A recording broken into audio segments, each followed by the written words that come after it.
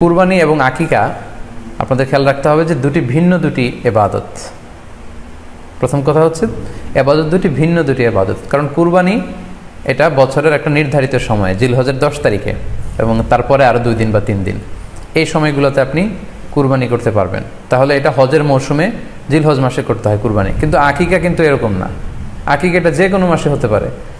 আকিকাটা হচ্ছে নবজাতক সন্তানের ভূমিষ্ঠ হওয়ার পরে শুকরিয়া স্বরূপ আল্লাহর কাছে যে কুরবানিটা করতে হয় সেটাকে আমরা বলি আকিকা।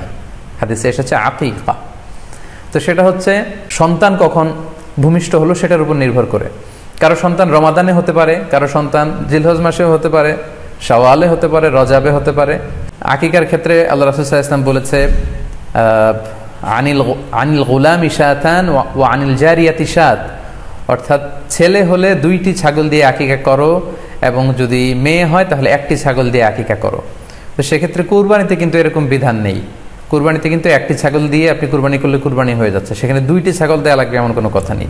তো এভাবে আমরা বুঝতে পারতেছি, খুবই স্পষ্টত কমন সেন্স খাটালেও আমরা বুঝতে পারতেছি এবং আল্লাহ রাসূল সাল্লাল্লাহু আলাইহি ওয়াসাল্লামের ভাষ্যগুলো অনুসারে আমরা বুঝতে পারছি দুইটা 2 ধরনের ইবাদত।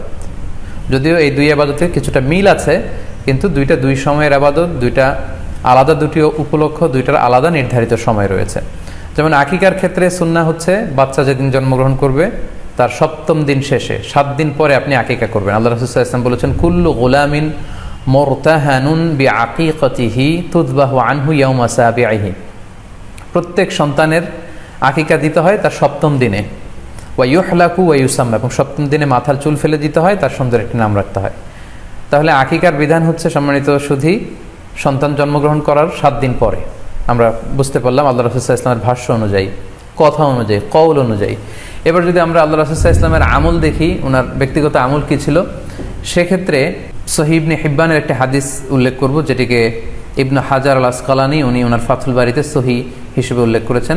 আয়েশা রাদিয়াল্লাহু তাআলা আনহার বর্ণনা, তিনি বলেন যে আক্কা রাসূলুল্লাহ সাল্লাল্লাহু আলাইহি ওয়াসাল্লাম আনিল হাসানি ওয়াল হুসাইনি ইয়াউমা সাবিঈ ওয়া সাম্মাহুমা। আল্লাহ রাসূল সাল্লাল্লাহু আলাইহি ওয়াসাল্লাম নিজে ওনার দৌহিত্র অর্থাৎ ওনার নাতি হাসান এবং হুসাইনের আকিকা নিজে করেছেন 7ম দিনে, এবং 7ম দিনে তাদের নাম রেখেছেন। একজনের নাম রেখেছেন হাসান, আরেকজনের নাম হুসাইন। অর্থাৎ হাসান রাদিয়াল্লাহু আগে জন্মগ্রহণ করেছিলেন, ওনার চেয়ে ছোট ছিল হুসাইন, উনি পরে জন্মগ্রহণ করেছেন। তো ওনাদের জন্মের পরে 7 দিন পরে আল্লাহ রাসূল সাল্লাল্লাহু আলাইহি ওয়াসাল্লাম ওনাদের আকিকা দিয়েছিলেন, এবং 7ম দিনে উনি আকিকাও দিয়েছেন এবং তাদের নামও রেখেছেন। তাহলে আল্লাহ রাসূল সাল্লাল্লাহু আলাইহি ওয়াসাল্লামের কওলি হাদিস, ওনার ভাষ্যমতে আমরা জানলাম উনি বলেছেন 7ম দিনে আকিকা দিতে হয়, এবং ওনার ব্যক্তিগত আমল থেকে আমরা জানতে পারলাম যে উনি ওনার 2 নাতির আকিকা দিয়েছেন 7ম দিনে এবং নাম রেখেছেন। তাহলে এ থেকে আমরা সুস্পষ্ট বুঝতে পারি যে আকিকা দিতে হয় সন্তান জন্মগ্রহণ করার 7 দিন পর, 7ম দিনে। যদিও তবারানিতে আরেকটি হাদিস এসেছে যেখানে বলা হয়েছে যে আকিকা 7ম দিনেও দেয়া যায়, 14তম দিনে দেয়া যায়, 21তম দিনে দেয়া যায়। যদি 7ম দিনে কেউ দিতে না পারে কোনো কারণে, তাহলে 14তম দিন, না পারলে 21তম দিন। তাহলে সুস্পষ্টভাবে উল্লেখ আছে যে আকিকার সময়সীমা 7ম দিনের কথা আমাদেরকে বলা হয়েছে। তো সেক্ষেত্রে আপনার সন্তান জন্মগ্রহণ করলে আপনি শুকরিয়া স্বরূপ আত্মীয় স্বজনকে খাওয়াবেন, আকিকার গোশত নিজেরাও খাবেন। তো এটা যদি আপনি কুরবানির জন্য রেখে দেন তাহলে তো সন্তান দুনিয়াতে আসার এই আনন্দটা থাকে না। একজন যখন সন্তান পায় সে কেমন যেন আকাশের চাঁদ হাতে পায়।